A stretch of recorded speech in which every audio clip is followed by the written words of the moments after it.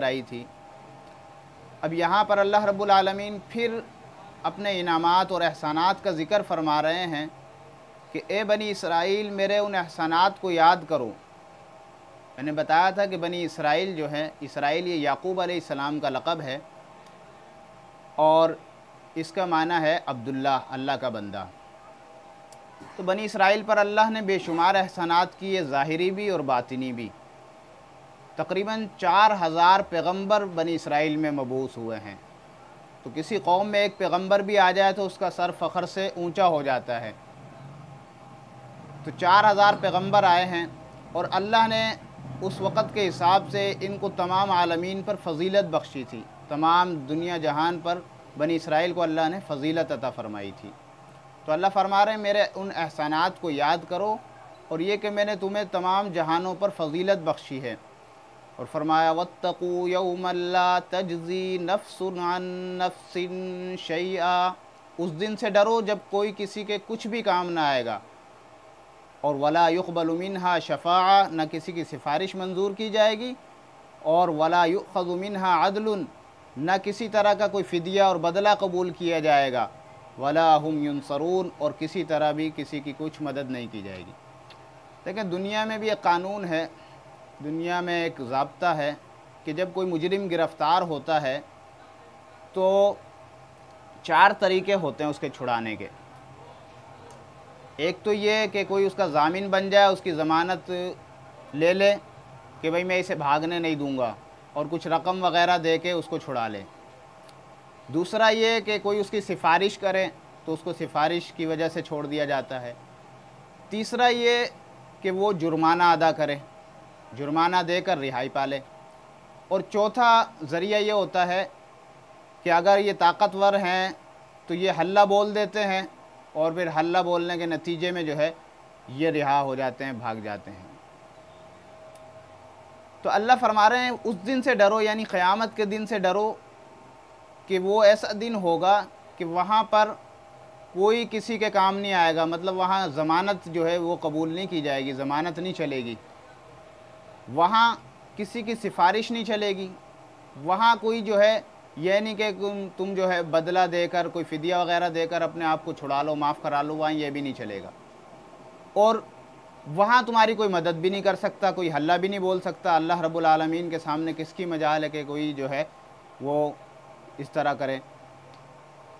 अच्छा, यहाँ लफ्ज़ जो है कि किसी की सिफारिश मंजूर नहीं की जाएगी, वला युक़बलु मिन्हा शफ़ाअ, कि वहाँ शफ़ाअत नहीं की जाएगी। तो ये ख़ास तबके के मुताल्लिक़ है। यहाँ से बाज़ लोग दलील पकड़ते हैं और कहते हैं कि देखो शफ़ाअत नहीं है, शफ़ाअत का इनकार करते हैं, जबकि ये तो एक ख़ास तबका यानी बनी इसराइल के बारे में है कि इनकी जो हरकतें थी, जो इनके गुनाह थे, इनकी सिफारिश वहाँ कबूल नहीं की जाएगी।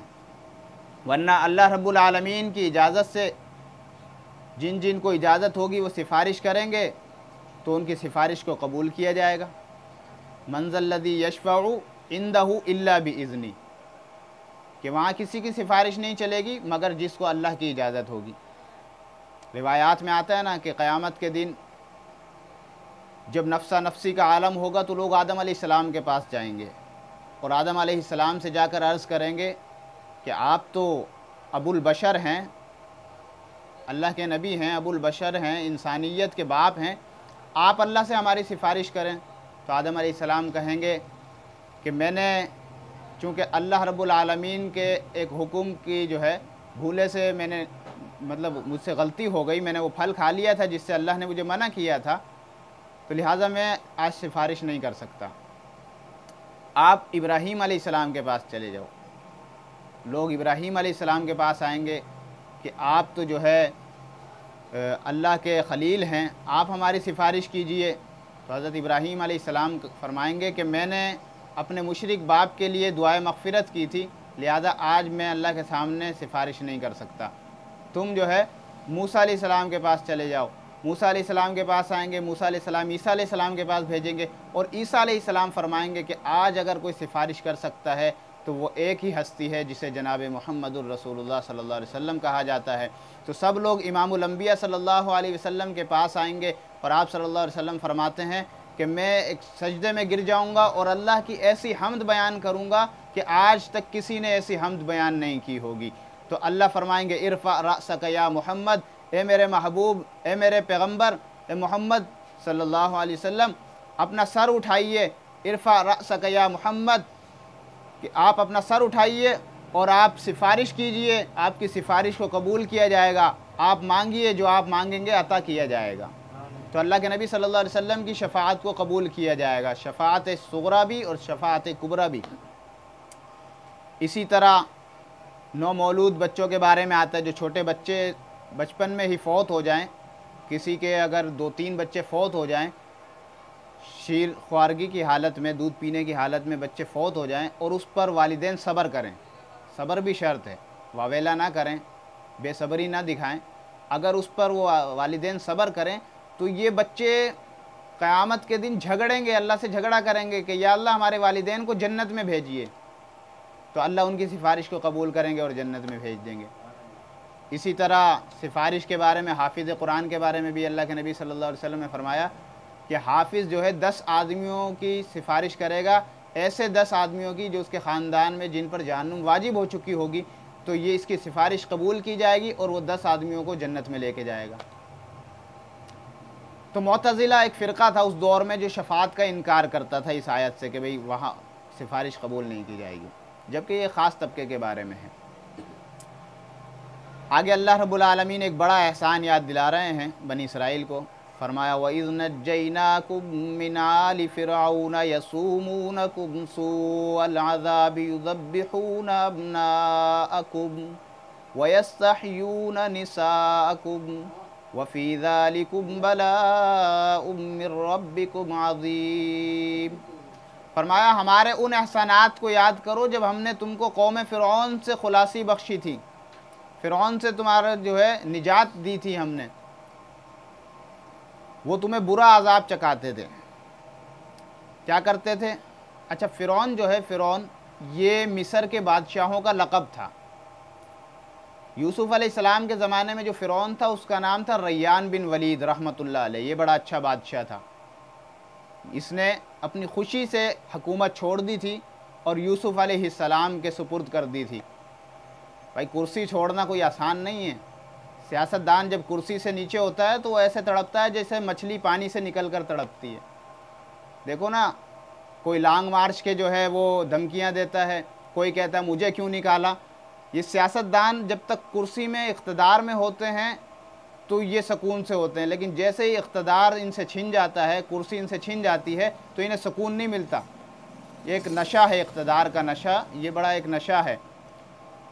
لیکن یہ جو ریان بن ولید جو یوسف علیہ السلام کے زمانے کا فرعون تھا، یہ نیک بادشاہ تھا، تو اس نے اپنی خوشی سے اپنی حکومت یوسف علیہ السلام کے سپرد کر دی تھی۔ لیکن موسیٰ علیہ السلام کے زمانے کا جو فرعون تھا اس کا نام مصعب بن ولید تھا، تو یہ بڑا جو ہے وہ ظالم تھا۔ تو یہ کیا کرتا تھا، اسے کاہنوں نے، نجومیوں نے یہ بات بتا دی تھی کہ تیرے سلطنت میں ایک ایسا بچہ پیدا ہوگا جو تیری سلطنت کو تباہ و برباد کر دے گا اور تیری سلطنت کو ختم کر دے گا۔ تو کاہن نجومی کبھی کبھی کوئی صحیح بات بھی کر دیتے ہیں۔ تو اب اسے خطرہ ہو گیا اور اس نے حکم دے دیا کہ عورتوں کی ڈیوٹی لگا دی کہ جہاں کہیں بھی کوئی حمل ہو، کوئی عورت جو ہے بچہ جنے، اگر لڑکا ہو تو اسے قتل کر دیا جائے۔ عورتوں کو جاسوسی پہ لگا دیا کہ بھئی جہاں کہیں بھی تمہیں پتہ چلے کہ کسی نے بچے کو جنم دیا، لڑکے کو، تو فوراً وہ بتا دیتی تھی اور یہ جو ہے پھر بچوں کو قتل کرا دیتا تھا۔ عورتوں کو زندہ چھوڑ دیتا تھا، یعنی لڑکیوں کو، اس لیے کہ تاکہ وہ بڑی ہو کر جو ہے وہ اس کی خدمت کریں گی اور نوکرانیاں بنیں گی۔ تو آتا ہے شاہ عبدالعزیز محدث دہلوی رحمۃ اللہ علیہ تفسیر عزیزی میں فرماتے ہیں کہ فرعون نے 12,000 بچے قتل کرائے ہیں، 12,000 بچے قتل کرائے ہیں۔ اور حضرت بابونی رحمۃ اللہ علیہ، یہ ایک اولیاء اللہ میں ایک بڑے بزرگ گزرے ہیں، انہوں نے عملیات کی ایک کتاب لکھی عربی میں، شمس المعارف، 4 جلدوں میں ہے اور بڑی بہترین کتاب ہے عملیات کی۔ تو انہوں نے لکھا کہ 70,000 بچے فرعون نے قتل کرائے ہیں۔ 12,000 ہوں یا 70,000 ہوں، بڑی تعداد ہے۔ اور 90,000 عورتوں نے اپنے حمل خود گرا دیے اس وجہ سے کہ ہمارے سامنے ہمارے بچے ذبح ہوں گے تو ہم سے گوارا نہ ہو سکے گا۔ تو یہ بچوں کو قتل کراتا تھا، عورتوں کو چھوڑتا تھا، لیکن اس بیوقوف کو کیا پتہ تھا کہ جس نے اس کی سلطنت کا خاتمہ کرنا ہے، اللہ نے اس کو اس کے گھر پہ ہی پال کے دکھانا ہے۔ 30 سال تک حضرت موسیٰ علیہ السلام اس فرعون کے گھر میں پلتے رہے ہیں۔ تو وَإِذْ نَجَّيْنَاكُم مِّنْ آلِ فِرْعَوْنَ، اللہ فرما رہے ہیں کہ یاد کرو جب ہم نے تمہیں آل فرعون سے نجات دی۔ آل جو ہے ایک لفظ آل اور ایک ہے اہل۔ اہل کہتے ہیں گھر والوں کو اور آل کہتے ہیں در والوں کو۔ آل کا مطلب اولاد نہیں ہے، کیونکہ اولاد ہوتا تو فرعون کی تو کوئی اولاد ہی نہیں تھی۔ من آل فرعون، فرعون کی آل، تو فرعون کے تو اولاد ہی نہیں تھی، جبھی تو حضرت آسیہ نے موسیٰ علیہ السلام کو لیا تھا نا کہ ہم پالیں گے، ہمارے یہاں کوئی بیٹا نہیں ہے، اولاد نہیں ہے۔ اور ایک حدیث میں آتا ہے، حضرت عائشہ صدیقہ رضی اللہ تعالی عنہ فرماتی ہیں کہ آپ صلی اللہ علیہ وسلم نے فرمایا کہ ہر متقی اور پرہیزگار جو ہے وہ میری آل ہے۔ تو آل کہتے ہیں ماننے والوں کو اور اہل کہتے ہیں گھر والوں کو۔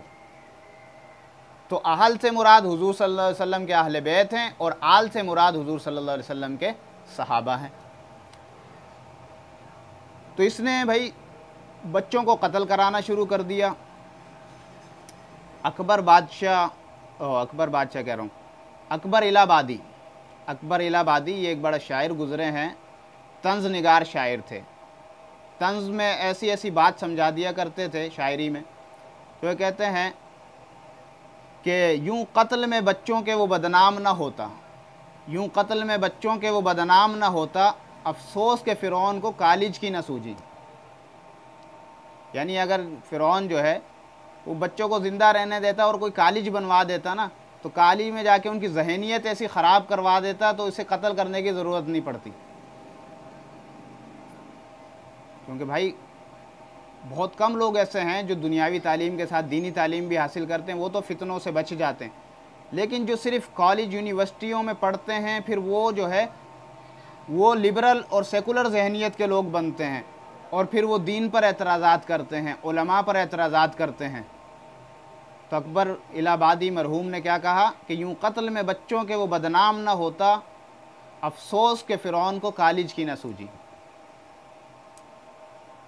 فرمایا وَيَسْتَحْيُونَ نِسَاءَكُمْ، اور تمہاری عورتوں کو وہ زندہ چھوڑتے ہیں، اور اس میں تمہارے لیے کیا ہے، تمہارے رب کی طرف سے وَفِي ذَلِكُمْ بَلَاءٌ مِّن رَبِّكُمْ عَظِيمٌ، سخت آزمائش تھی۔ یہ پورا واقعات انشاءاللہ، کیونکہ اس قرآن مجید میں حضرت موسیٰ علیہ السلام کا تذکرہ تقریباً 25 مرتبہ آیا ہے، تو آگے تفصیلات بھی آئیں گے۔ حضرت موسیٰ کی پیدائش کا ذکر آگے آیات میں آ جائے گا، اور کیونکہ قرآن مجید میں یہ جو بیان ہوتا ہے نا، اس سے مراد قصہ کہانیاں نہیں ہیں، قرآن مقصود بیان کرتا ہے۔ تو آگے فرمایا وَإِذْ فَرَقْنَا بِكُمُ الْبَحْرَ فَأَنْجَيْنَاكُمْ وَأَغْرَقْنَا آلَ فِرْعَوْنَ وَأَنْتُمْ تَنْظُرُونَ۔ اب اللہ نے موسیٰ علیہ السلام کو حکم دیا کہ تم بنی اسرائیل کو لے کر یہاں سے ہجرت کر جاؤ، نکل جاؤ، مصر سے چلے جاؤ۔ تو حضرت موسیٰ علیہ السلام کے جو ماننے والے تھے ہزاروں کی تعداد میں، مرد عورتیں وغیرہ، ان کو لے کر موسیٰ علیہ السلام مصر سے نکل پڑے۔ پیچھے فرعون کو بھی خبر ہو گئی، تو اس نے اپنے وزیر اعظم حامان کو حکم دے دیا کہ تم بھی لشکر تیار کرو اور موسیٰ کا پیچھا کرو۔ تو آگے موسیٰ علیہ السلام اور موسیٰ علیہ السلام کے ماننے والے بنی اسرائیلی تھے، پیچھے فرعون اور اس کا لشکر تھا۔ تو یہ جب سمندر کے پاس پہنچے ہیں، بحر قلزم پر پہنچے ہیں، تو بنی اسرائیل نے کہا کہ پیچھے فرعون کا لشکر ہے، آگے دریا ہے، اب ہم جائیں تو کہاں جائیں؟ موسیٰ علیہ السلام سے کہا کہ آپ اللہ سے دعا کیجئے۔ موسیٰ علیہ السلام نے اللہ سے دعا کی، تو اللہ نے فرمایا کہ موسیٰ، یہ جو تیرے ہاتھ میں عصا ہے اس کو دریا پر مارو۔ تو اس دریا پر حضرت موسیٰ علیہ السلام نے اپنا عصا مبارک مارا، تو وہاں اللہ رب العالمین نے اس دریا میں ایسی دیواریں بنا دیں، اور روایت میں آتا ہے کہ اس میں کھڑکیاں بھی تھی تاکہ ایک دوسرے کو دیکھ لیں کہ بھائی وہ بھی نکل رہے ہیں۔ تو 12 راستے اللہ نے بنا دیے، دیواریں کھڑی کر دی پانی کی۔ अब ये बनी इसराइली तो पार हो गए, पीछे फ़िरौन ये समझा कि हम भी निकल जाएंगे, रास्ता तो है। फ़िरौन ने अपने लश्कर को हुक्म दे दिया कि चलो। ये जब फ़िरौनी लश्कर जो है दरिया में गया है तो अल्लाह रब्बुल आलमीन ने दरिया को दोबारा हुक्म दे दिया, दोबारा मिल गया और फ़िरौन को अल्लाह ने गरक कर दिया। गरक होते होते तो कहने लगा आमनतु, मैं ईमान लाया बनी इसराइल के रब पर, जिनको बनी इसराइल मानते हैं जिस रब को, मैं उन पर ईमान लाया, लेकिन उस वक़्त का ईमान काबिल कबूल नहीं है।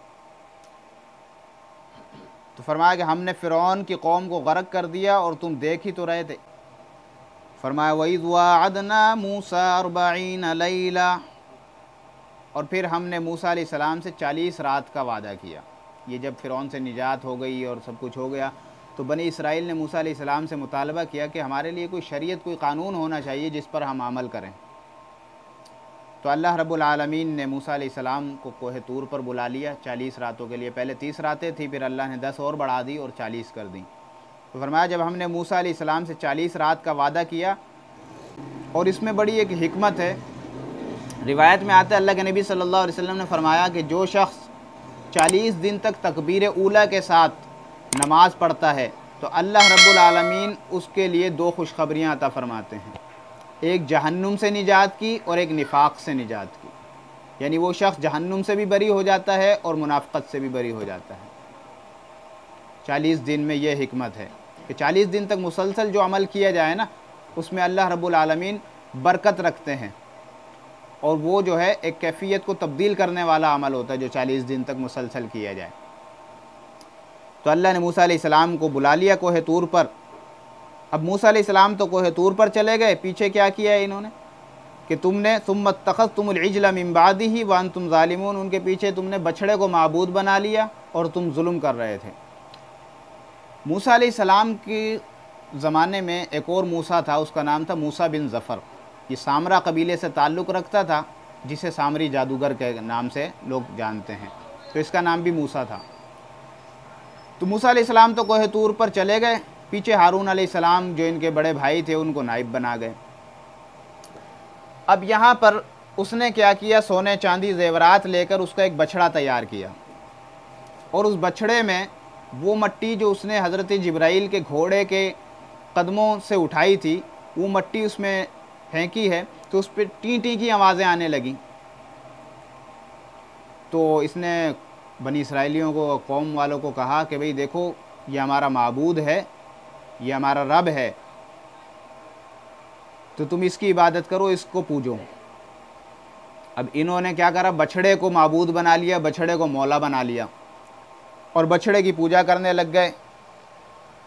फिर वहाँ से जब मूसा अलैहिस्सलाम तौरात लेकर वापस आए, देखा कि कौम तो बछड़े की पूजा कर रही है, कौम तो जानवर को मौला मौला कहकर पुकार रही है।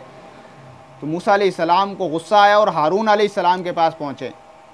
हारून अलैहिस्सलाम की दाढ़ी पकड़ी, बालों से खींचा, फरमाया कि मैं तो तुझे जो है अपने पीछे निगरान और नाइब बनाकर गया था, ये कौम बछड़े को पूज रही है, बछड़े की इबादत कर रही है। हारून अलैहिस्सलाम ने, जिसमें 16वें सिपारे में ज़िक्र आएगा, फरमाया यब्न उम्म ला तअख़ुज़ बिलिह्यती वला बिरअसी, कि ए मेरे माँ जाए भाई, मेरी दाढ़ी को ना पकड़ो, मेरे सर को ना पकड़ो, मेरे बालों को ना खींचो। मैंने तो इन्हें बहुत समझाया, लेकिन वह इन कादू लयक़्तुलूननी, करीब था कि मुझे कत्ल कर देते। तो बछड़े की पूजा में इतने मस्त हो गए, इतने दीवाने हो गए कि करीब था ये मुझे कत्ल कर देते। बहरहाल मूसा अलैहिस्सलाम ने समझाया कि भाई ये बछड़ा, ये जानवर, ये तुम्हारा माबूद और तुम्हारा इलाह नहीं हो सकता। तो बनी इसराइलियों को बात समझ आई, उन्होंने कहा अब इसकी तौबा का क्या तरीक़ा है। तो मूसा अलैहिस्सलाम ने फरमाया, अल्लाह की तरफ से हुक्म था कि इसकी तौबा का तरीक़ा ये है कि तुम अपने आप को कत्ल करो। उसका तरीक़ा ये था कि जिसने बछड़े की पूजा की है उनको वो कत्ल करें जिन्होंने बछड़े की पूजा नहीं की। मसलन 2 भाई हैं, एक भाई ने पूजा की है तो दूसरे भाई ने नहीं की, तो वो दूसरा भाई उस भाई को कत्ल करेगा जिसने पूजा की है। तो 70,000 अफराद जो है कत्ल किए गए हैं, 70,000 अफराद। फिर उनकी तौबा कबूल हुई। फरमाया सुम्मा अफ़ौना अन्कुम मिन बादि ज़ालिका लअल्लकुम तशकुरून, फिर इसके बाद हमने तुमको माफ़ कर दिया ताकि तुम जो है शुक्र करो, ताकि तुम शुक्र करो, माफ़ कर दिया। फरमाया वइज़ा आतैना मूसल किताब, और हमने जब मूसा को किताब और वल फुरक़ान लअल्लकुम तहतदून, मौजज़ात अता किए ताकि तुम क्या हिदायत हासिल करो। अच्छा, फ़ुरक़ान से मुराद मौजज़े हैं। अल्लाह ने मूसा अलैहिस्सलाम को तकरीबन 9 मौजज़े अता फ़रमाए थे। यद बैज़ा का मौजज़ा, असा का मौजज़ा। वइज़ क़ाल मूसा लिक़ौमिही या क़ौम, जब मूसा अलैहिस्सलाम ने अपनी कौम के लोगों से कहा कि भाइयों, इन्नकुम ज़लमतुम अनफुसकुम बित्तिख़ाज़िकुमुल इज्ल, कि तुमने बछड़े को माबूद ठहराने में बड़ा जुल्म किया है। फ़तूबू इला बारीकुम, अपने पैदा करने वाले के आगे तौबा करो। फ़क़्तुलू अनफुसकुम, और अपने आप को हलाक कर डालो। ज़ालिकुम खैरुल लकुम, ये तुम्हारे लिए बेहतर है, तुम्हारे खालिक के नज़दीक जो है ये बेहतर है। इंद बारीकुम फ़ताब अलैकुम, और फिर उसने तुम्हारा कसूर माफ़ कर दिया। इन्नहु हुवा तव्वाबुर रहीम, बेशक वो क्या है, कसूर माफ़ करने वाला है। अब आगे जब इनका कसूर माफ़ हो गया और इन्होंने शरीयत का मुतालबा किया, मूसा अलैहिस्सलाम तौरात लेकर भी आ गए, तो इनमें से बाज़ लोगों ने कहा कि ये तौरात में आप जो है ना तरमीम करें, ये बड़ी मुश्किल है, बड़ी जो है अहकाम इसके मुश्किल हैं, हम इस पर अमल नहीं कर सकते, आप इसमें तरमीम करें। तो मूसा अलैहिस्सलाम ने अल्लाह से दुआ की, दरख्वास्त की। असल में जब बंदा, मूसा अलैहिस्सलाम ने समझाया कि भाई इसमें तरमीम की ज़रूरत नहीं है, जब तुम इस पर अमल करोगे तुम्हारे लिए आसान हो जाएगा। एक बंदा नमाज़ नहीं पढ़ता ना, उसे नमाज़ पढ़ना बड़ा भारी लगता है, बड़ा मुश्किल लगता है, लेकिन जो बंदा नमाजी है, नमाज़ पढ़ता है, उसके लिए मसला ही कोई नहीं है, वो नमाज़ें पढ़ता है। तो इसी तरह ये चूँकि अमल नहीं करते थे तो इन्हें मुश्किल लगा, तो फिर मूसा अलैहिस्सलाम से इन्होंने मुतालबा किया कि इसके या तो तरमीम कराओ और या हमारे लिए आसान अहकाम लाओ। तो फिर ये आगे इंशाअल्लाह आएगा कि मूसा अलैहिस्सलाम बनी इसराइल के 70 सरदारों को लेकर कोह तूर पर गए और वहाँ पर अल्लाह से दरख्वास्त की। तो फिर वहाँ पर इन्होंने एक और नया मुतालबा कर दिया। मुतालबे बहुत करते थे ये बनी इसराइली, मुतालबे बहुत करते थे। नया मुतालबा कर दिया कि हमें कैसे यकीन होगा ये अल्लाह की किताब है जब तक हम अल्लाह को ख़ुद अपनी आंखों से ना देख लें।